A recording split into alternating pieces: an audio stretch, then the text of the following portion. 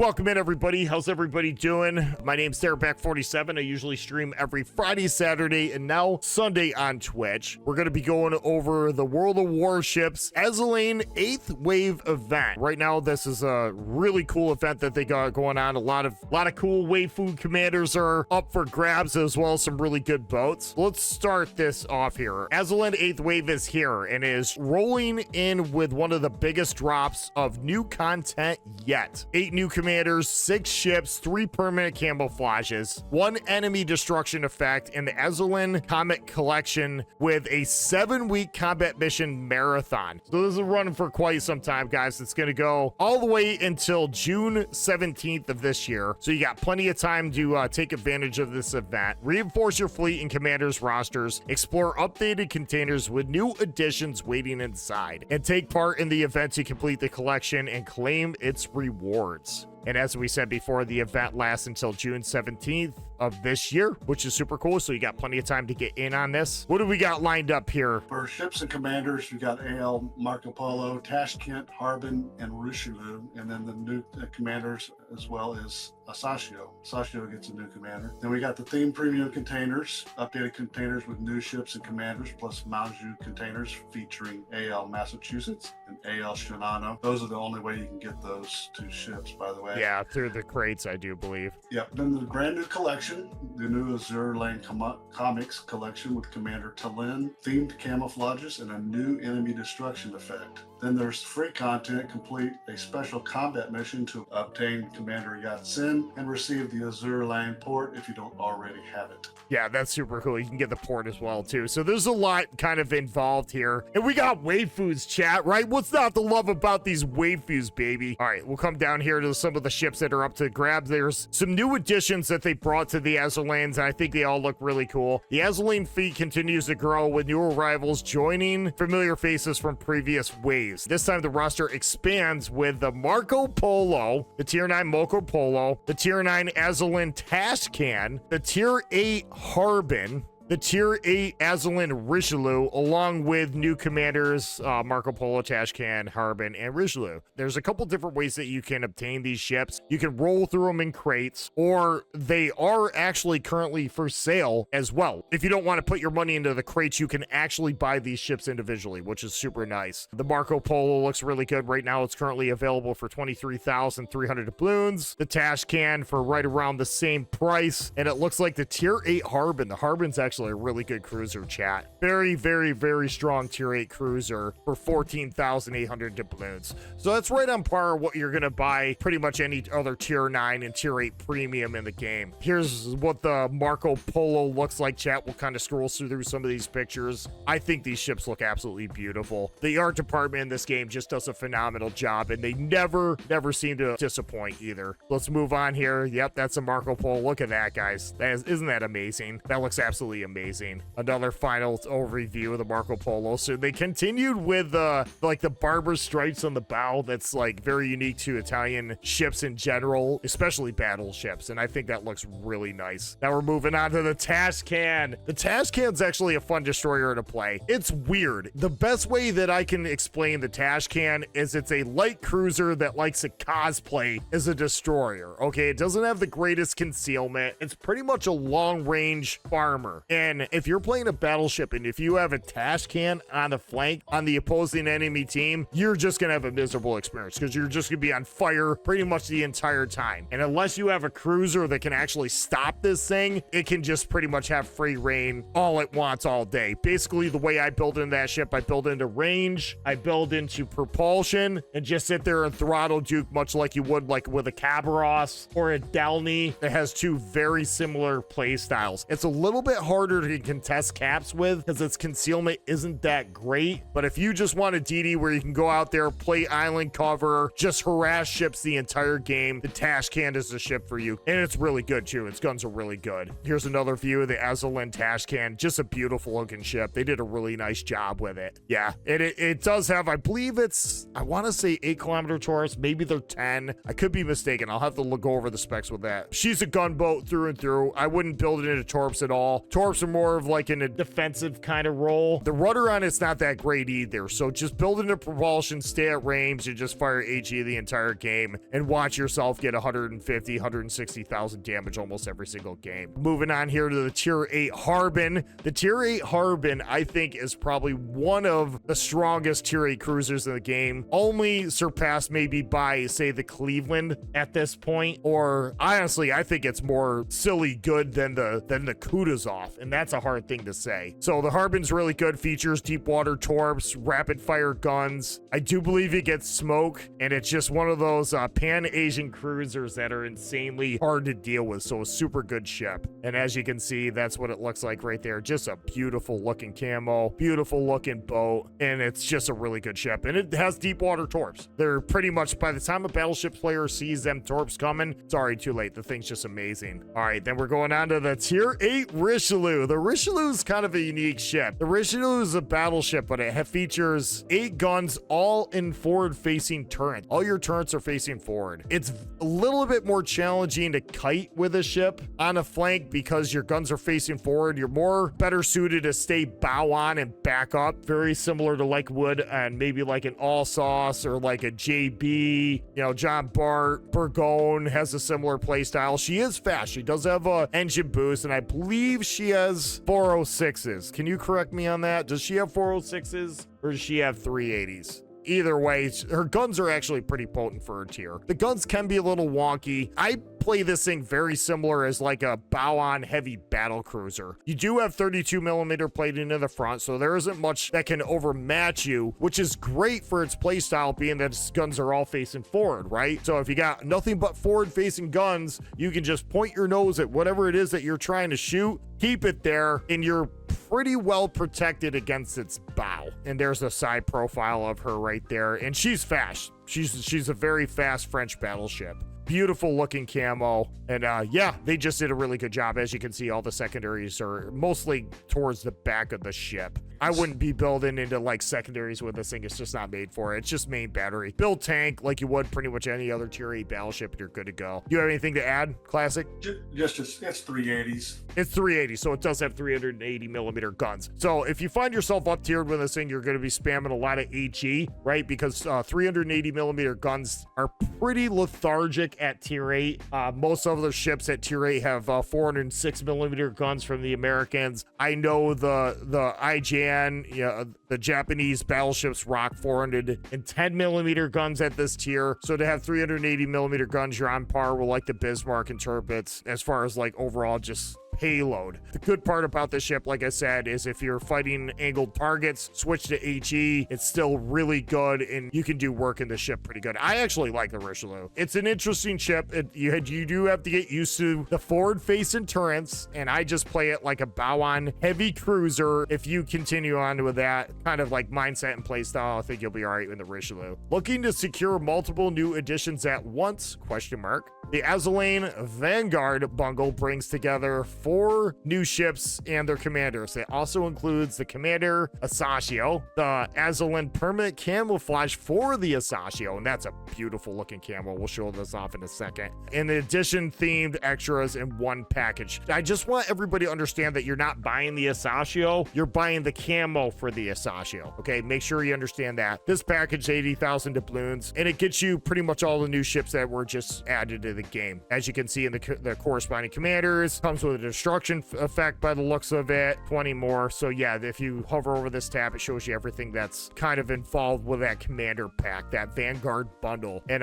it's beautiful. I think these are great. These commanders look amazing, and it's just a fun event. I really want this Asashio camo bad. This is a beautiful looking camo, and I love the Asashio. I think the Asashio, I would say the Asashio is within the top 3 of my favorite tier 8 destroyers to play. She has 5.4 kilometer concealment, 20 kilometer deep water torps, which is kind of nutty. She does have a caveat though. You can only torp battleships and carriers with it. That being said, you can stop a battleship push in its tracks with this thing. And because you have 5.4 kilometer concealment, there really isn't very many, if any, EDs that are going to outspot you tier 8 and up with this thing. So you get to pick and choose your engagements with this thing. Definitely building the torps. It's a torp bolt through and through. She does come in with a torp reload booster. Her HE shells hit very hard, but her turn to verse is very lethargic and her reload is abysmal. But if you can find yourself going head to head against another DD that can't smoke up, you caught the other DD out of smoke, you pop your own smoke, you can chunk other destroyers pretty quickly with this thing because its HE shells hit very, very hard. So I love the Asashio. Super good. Super good Asashio. All right, Classic, you want to pick up the Galizia?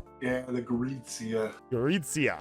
So this ship is something that you can get a 77% discount on it. So it started. The special offer starts May 6th, okay, and it runs through May 13th. This ship is going to be for sale in the armory for $10, chat. That's pretty amazing.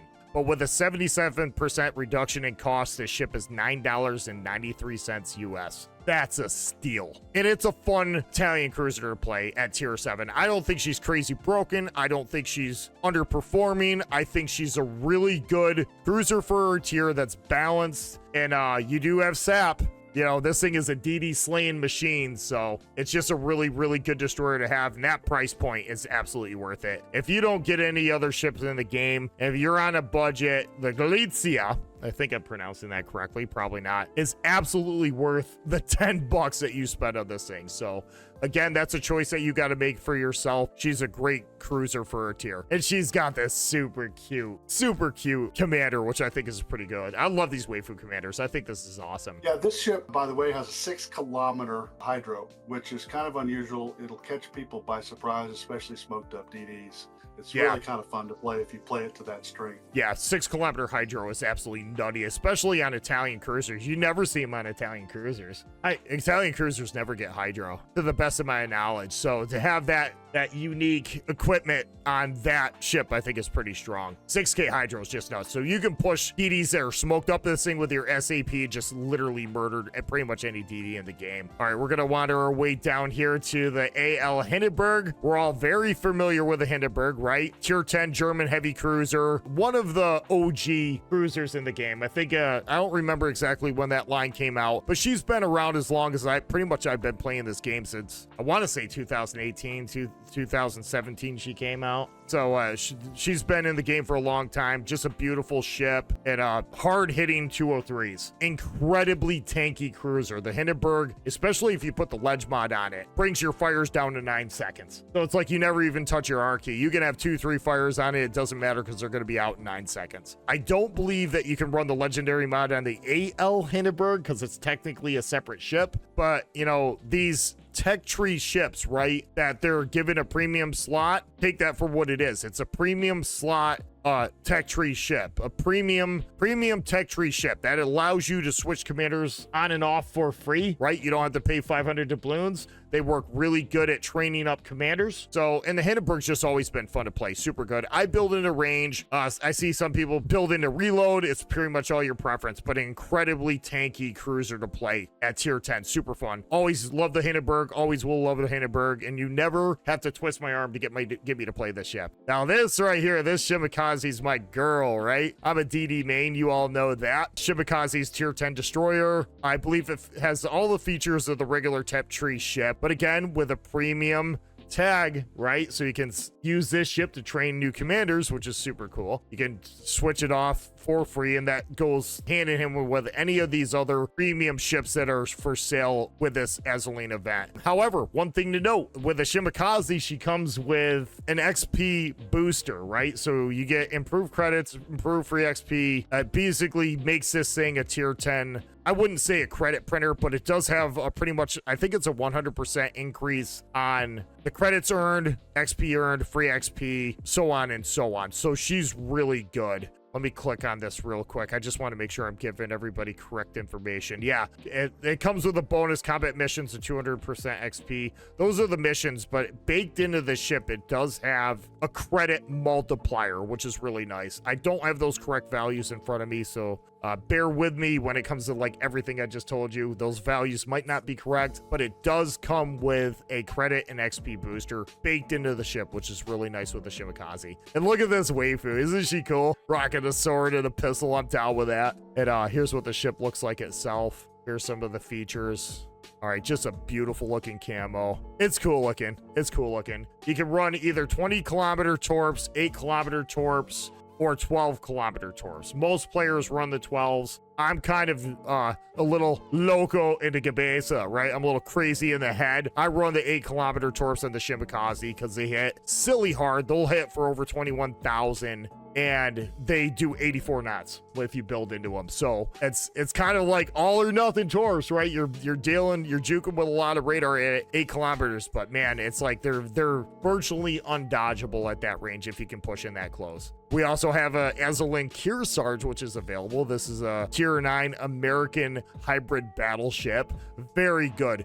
Very, very heavy broadside. Most people are pretty familiar with the Kearsarge, but for those of you who aren't, you have 12 guns, 12 406mm guns. She has an incredibly heavy broadside, and she's got these planes. I think of the planes more as like a token. I believe they're rockets, right? They're Tiny Tims, I think. And again, just this is actually a coal ship. You can do really good work in this battleship. It just has a lot of damage output with 12 406mm guns. They're not Iowa guns. I want to make sure that's clear. Everybody understands that. They're the 45 caliber 16-inch guns. So they're similar shell ballistics to what you're going to find on the NC or the Alabama, right? So they're going to be a little bit more floaty than what you would typically find on, say, the Iowa, the Missouri, the Wisconsin, right? Your shell velocity is going to be a little bit more lofty, but you can do just crazy good work in the Kearsarge. And it does have them planes, which is really nice. It can kind of spot for itself. You know what I mean? You go in, you take off of your planes, you spot the DD, make a quick rocket run on the thing, hit the FP before your rockets actually come off the rails. Then you go back to your gun binocular view and just clobber the target that's currently spotted by your own planes. So that's really nice. Looking at Azuma is really good. I mean, it's a long range kind of HE spammer. It's got really good ballistics. It's got a lot of range. I think it's like 21-kilometer range or something like that. Yeah. The only difference between it and the Tier 10 Yoshino is really that it doesn't have any torpedoes. Right. But it's really, if you're into kiting cruisers, this is definitely worth getting. It's got a pretty high fire chance. The guns hit, really hard. So yeah, they do. They're larger than the 203s. I think they're like 305s or something along that line. 305s, yeah. 310s, something along that line. I hate saying this because I don't know the actual specs on the ship, but they're heavier than 203s, and your reload is a little bit longer than what it would be, obviously, than say something with 8-inch guns. When you're rocking like 10-inch guns or 11-inch guns or something along that line, your reload's going to be a little bit more reduced, but these guns are just so accurate. Yeah, they're 310s, close to 17-18 second reload, but I mean, you don't play it up close until you know that it's late game or you've got an advantage. The AP on this thing is nasty as well if you're close in. It's a fun ship to play. It's hard to win in this ship sometimes if you don't have help. But right, one thing it does lack, it does kind of lack a little bit of utility as far as like it doesn't have radar. I only think it has hydro. I could be wrong. Since I don't have that. It does not have hydro. Yeah, no. So you don't have radar, you don't have hydro. It's a kiting cruiser. It's something that you want to stay a little bit farther back on the flanks. If you catch a DD with all those guns, though, you'll chunk them for 3/4 of HP. Unsaturated DD, and you can land shots with this thing too. The guns are that accurate. They're really good. Think of it as like an oversized Zao, right? It doesn't have torps, but its guns are just insanely good. Yeah, people like to refer to this as the baby Yamato. Yeah, baby Yamato, baby Yoshi. Yeah, absolutely. Think of it as like an Alaska class, but for the Japanese, right? The Tier 9 Soyuz. This is one of my favorite Russian battleships to play at Tier 9. It holds its own in even Tier 10 fights. It's a really, really nice ship. 406s, reloads a bit long, but pretty tanky, and the guns hit hard. Not much to say if you don't already know much about Russian ships, but it's pretty tanky. It'll burn forever, but whatever. It's got a good repair. So yeah, I think it's got a little bit of an icebreaker in the front too. If you just say bow on that and that thing, it's just pretty nutty. The thing with the Russian battleships is they're just so hard to kill off. The only way you could really kill off a Soyuz like insanely effectively is to just keep hitting it with AG and burn it to the ground eventually. That's the only way you're going to get that dead, because you're not going to pen that thing. If that thing just sits bow onto you, it's got a little cover kind of protecting its citadel, maybe up against a rock or something, you're not going to kill that thing off fast enough. The only way you can get that thing dead is to get it, just keep shooting it with HE until 9 minutes into the game finally burns up. The thing is just incredibly tanky. It does have a pretty good citadel though. If you find yourself showing a little bit of broadside in the ship, you're going to get punished. I've seen many Soyuz get one-shotted because they show their side. So just something to note. She's meant to play bow on. Very, very similar to like a Slava or a Muska kind of play style. You want to go over the Jaeger? I think Jaeger's kind of right up your alley. Yeah, I played the Jaeger tonight if everybody was watching. The Jaeger is really fun. It's got nasty AP. I mean, they're 305. There's 6 of them, and they do like 9,000 damage per shell. Yeah, it's insane. And they're very accurate. If you can aim, you can hurt things badly. But yeah, it's a fun cruiser to play. It's not like Hindenburg. Hindenburg kind of has got a lot more guns and a lot higher fire chance, and it's a better kiter. But this thing just does so much more alpha damage, I guess is the best way to put it, if you can aim. Yeah, and you just stay bow on in this thing and just you can really push a flank with the Jaeger. You could really push up on a cap, relatively safely as long as you're staying bowing in that thing and really do work with those insanely accurate guns. It's not to be built this way, but if you're a fan of secondaries, this thing has almost a 9-kilometer secondary range too. So it's kind of funny to say that. I wouldn't really picture the Jaeger as a secondary cruiser, but she's a sledgehammer, right? She's the boot on the door when you're trying to kick it in, right? I mean, you just point that thing nose on and it will force its way through a cap. Eventually, it'll force its way through a pushing side on a flank. It's just an insanely strong cruiser. And she does have torps, too. She does have torps, which is a really, really nice touch. We got the Bismarck. Everybody's familiar with the Bismarck in game. One of the original battleship lines in World of Warships. I think she came out after the American battleships. The Bismarck has been in the game forever. She's a tier 8 German battleship. If you haven't heard of the Bismarck, you're absolutely living under a rock. Seriously. Very legendary ship. Has a lot of history behind it. Went down swinging in her final ends and actually sunk the hood too, which was kind of nutty in real life. But she's rocking 8 480 millimeter guns. Very good secondary tier 8 battleship. Very tanky on the nose, and just a pretty fun little brawler to play. I mean, that's really, I can't really think of too much else to say about the Bismarck. The Bismarck does have hydro, so it's a little bit harder to torp, but she's just a fun tier 8 brawler, man. A lot of fun to play. Now, here we go. The AL Yukikaze. I want to talk about this ship a little bit, because if you can't get any other ship out of the Azur Lane collection,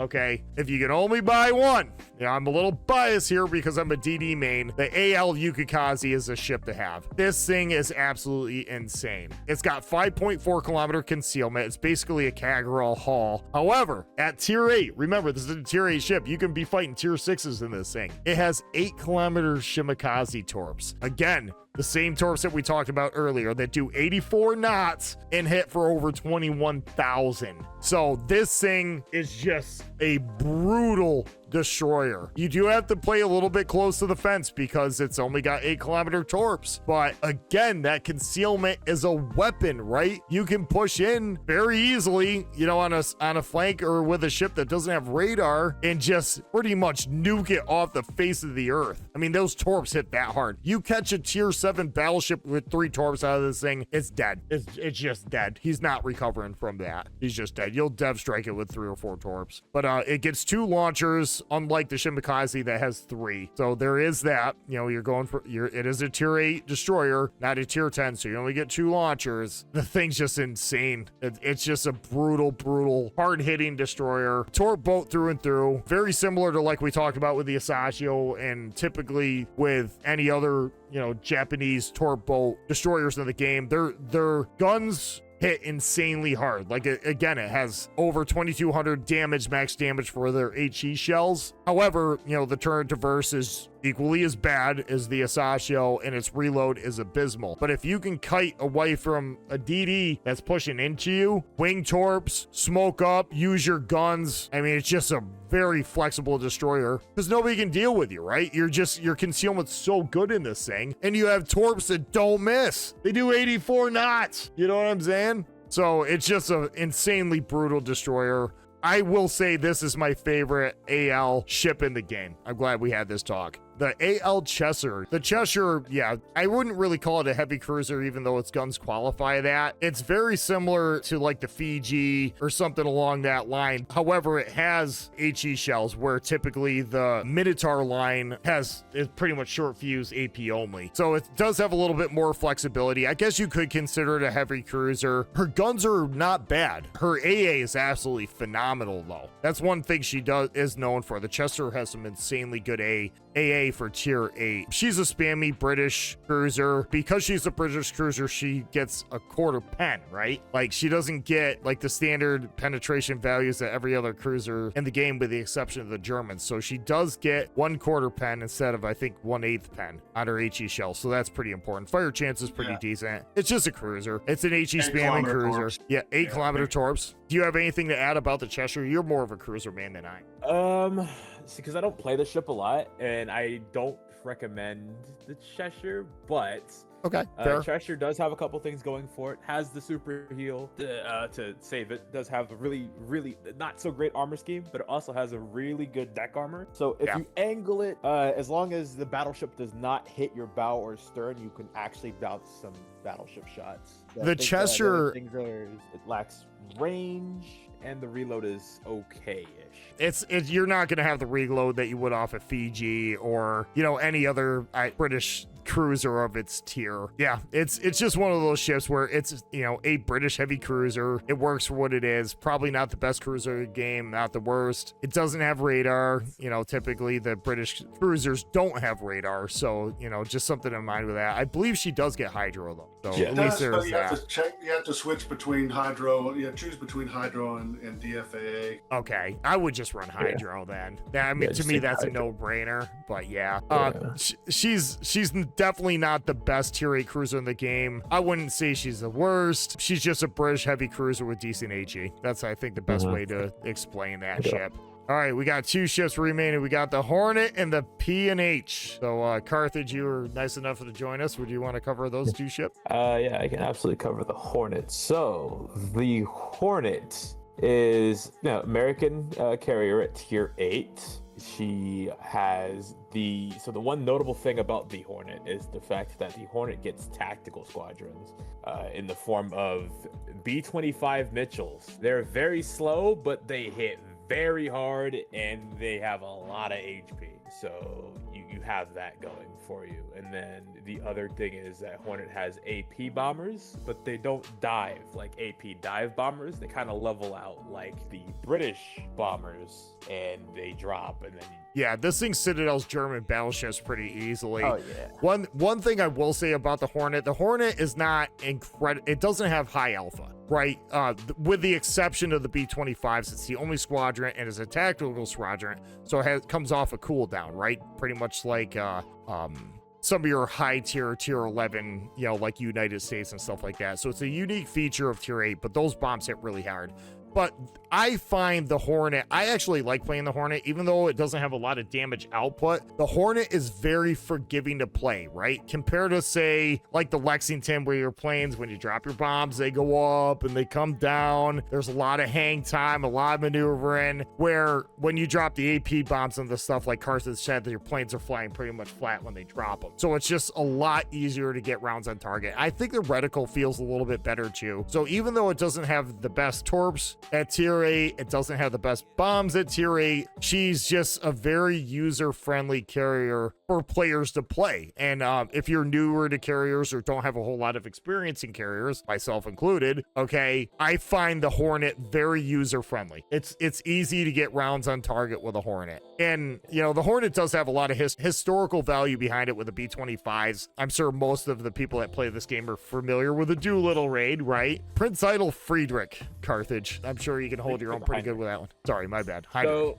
Heinrich is the tier 7 battle cruiser on the Schlieffen line. Definitely, it's so the thing is, most secondary ships at the tier are kind of but this one's actually pretty good. So you get 8 380mm guns, so that's pretty average slash above average for the tier. So you can overmatch pretty much most of the cruisers that you're up against. It has, I think it has 4 torps per side, and they have pretty decent range, pretty decent alpha, even though they're very slow. Yeah, 10 kilometer. Yeah. 10 kilometer torps on that thing. Yeah, that's pretty wild. She's a brawler. I mean, she's a tier 7 Schlieffen. That's the best way to look at it. Her secondaries are actually really good, and she's moderately fast too. I don't think she's Gneisenau level worth of fast, but you know, compared to some of the other tier 10 battleships in the game, the Hydra can actually kind of get out of its own way, which is actually really nice. You can play really 48. Yeah, you can play really aggressive with that though. 28 knots is better than 28 knots.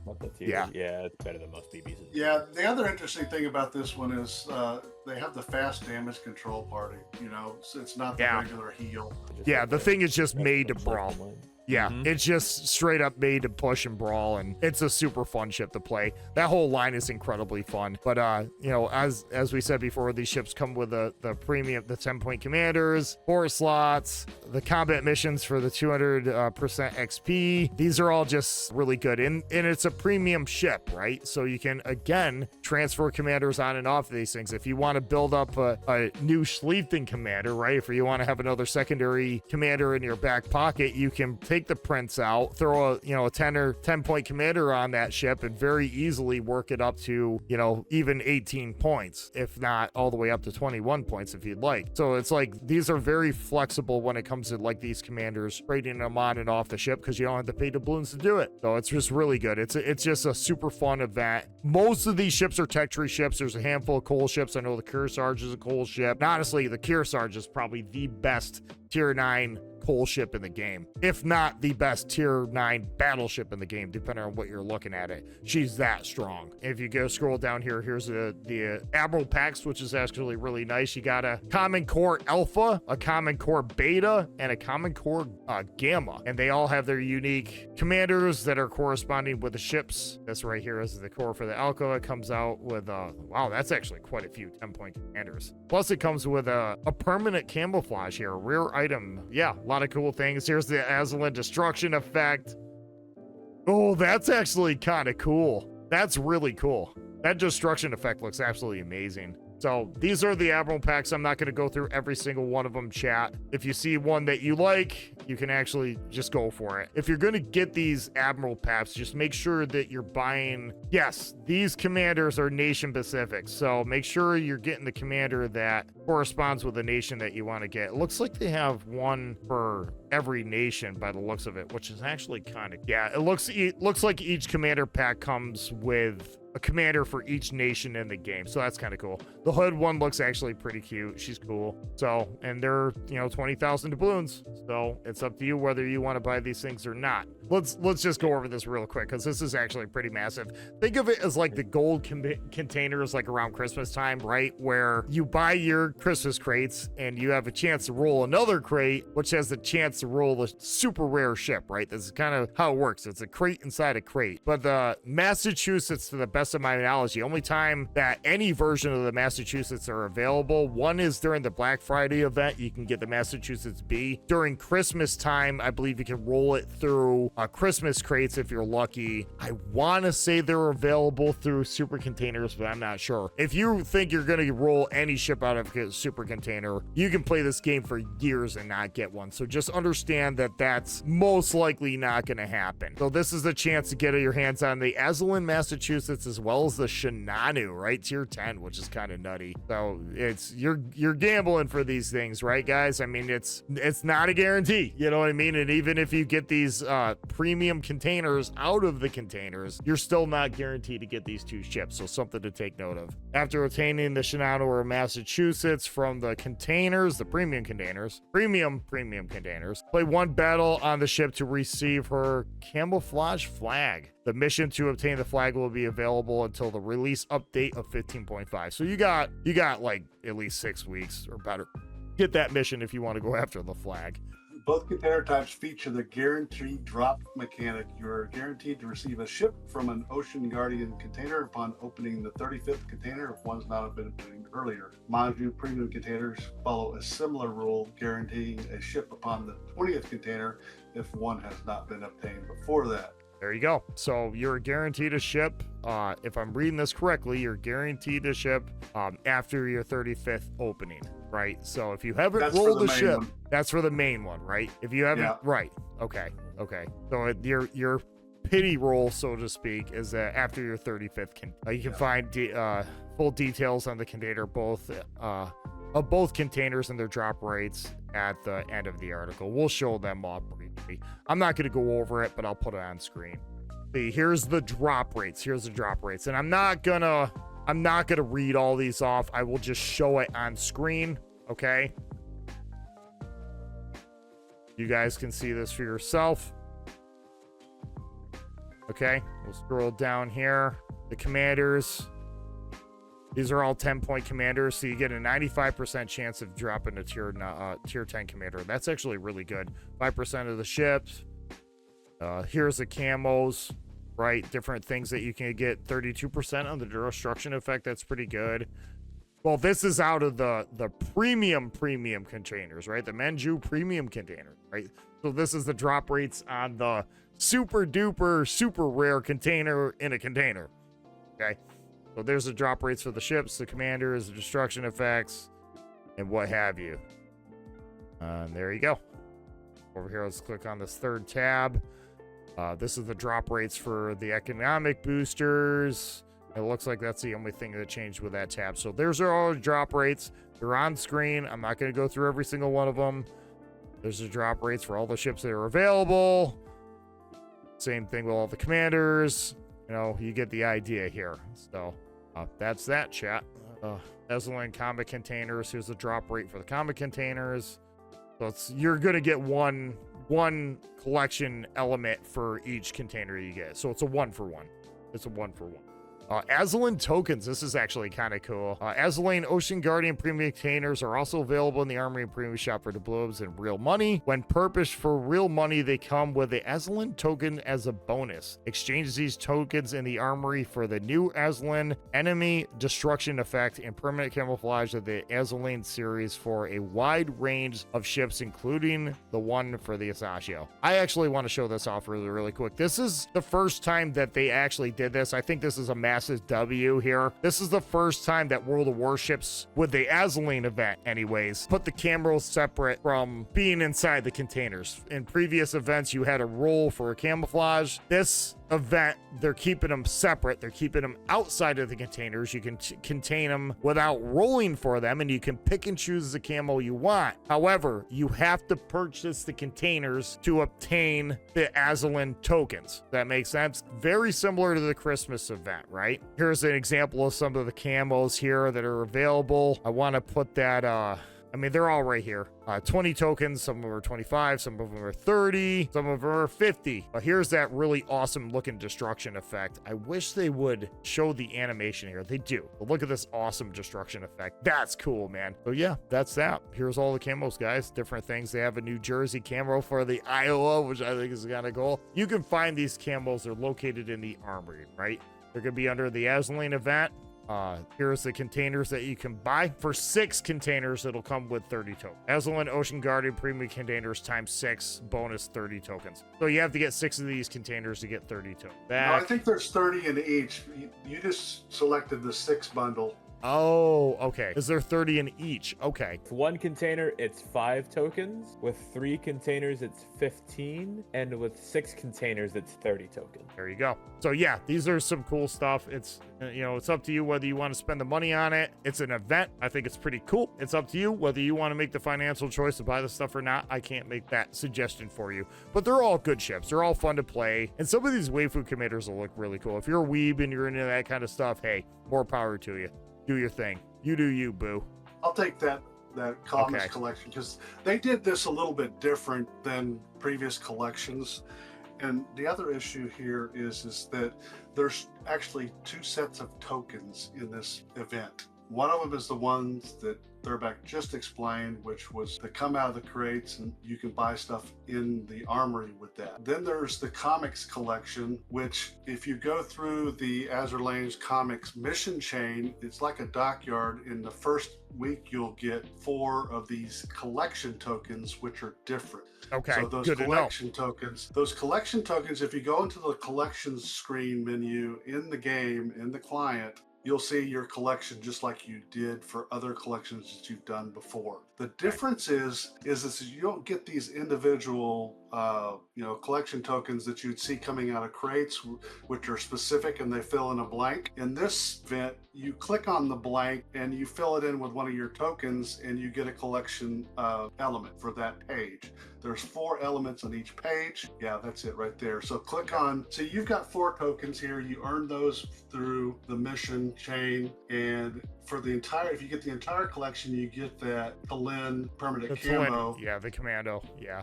And then each page you get something different for the bottom part. So this one's a commander for this page. For other pages, something different. It's like a destruction effect for one of them. There's other permanent camouflages, but you'll earn these tokens. The first week is you get 4. Basically, if you finish the first week mission, you get 4. And then the remainder in missions, you get containers. And then in the containers, you'll get more tokens. So just like Classic said, it runs very similar to like a dockyard. And here's the mission chains. That's how you navigate to it. You just go over here to combat missions. All the missions are available under the Azur Lane comics, right? You click on that and everything's available. And it looks like every week they're doing something different. They'll all have their own unique containers, and each week's missions will vary depending on what you need, very similar to the dockyards. This is something we're all familiar with, like in battle, get 7 fires ribbons. That one's gonna be a little bit harder to attain, but a lot of these you can get just by playing the game too. In one battle, get 200 ribbons. 1 game in a Harugamo, right? 1 game in a Minotaur, right? You see what I'm getting at here? This set of mission change, and it all goes towards that event. So something to point out, that's where the stuff is, and that's how you navigate. Looks like it's pretty good rewards for completing the entire collection. Everything's right here. I'm not going to read this stuff off just because you guys can kind of see it alone. And I'll leave a link to this dev blog in the description below too as well. Free content. Let's see. Additional rewards with a special combat mission. Click the button below to unlock and obtain the Commander Yetsun. I'll go with that. Along with the themed Azur Lane port if you haven't already. So you just sit here and hit that claim button. Participating in this offer, please register or log into your account. That's how you do it. I'm obviously not going to show my login credentials on the screen, but that's how you do it. We'll scroll down here. Stream missions, AOL. Yeah, see, this is another mission here to claim. Also available on the Steam client. Okay, too. So if you play the game through Steam, special DLC, launch the game through your platform of choice and find a welcome mission waiting for you. Complete the 5 battles, receive the tier 3, or how do you say that? I'm familiar with that ship, but I can't pronounce it. I call it the Avora. The Avora. Okay. Aurora. Yeah, Aurora. Avora. Okay, it's basically a tier 3 cruiser, kind of like a fun little tier K premium cruiser. And if you play a lot of super low tier, I think she's just fun to break out. It's kind of one of those ships that are like unserious, but at the same time really good. Unserious because she's a tier 3 ship. Nobody ever gets like hyper competitive at tier, except for myself and Carthage and Classic. But it's fun. So that looks like that's available through Steam as well. So if you got a Steam client, you can claim that mission through Steam, and that's where you go. But here's the dev blog. We'll put a link to this dev blog in the description below. That is a lot to cover. There's a lot going on with this event, guys, and this is going to be a really long video. I apologize for that, but it's the only way to get through all of this. So hope you guys enjoy this content. Again, my name's Thereback47. I stream every Friday, Saturday, and now Sunday on Twitch. We do balloon giveaways every stream, which is super cool. So you have a chance to win some awesome prizes. And massive thank you again to Carthage Classic, my two div mates and awesome friends, for helping me out making this video and giving their take on some of these ships. So if you guys enjoy this kind of content, drop me a follow, sub to my YouTube, and follow me on Twitch, guys. Nice meeting everybody, and we'll see you again on the next one. All right. See ya.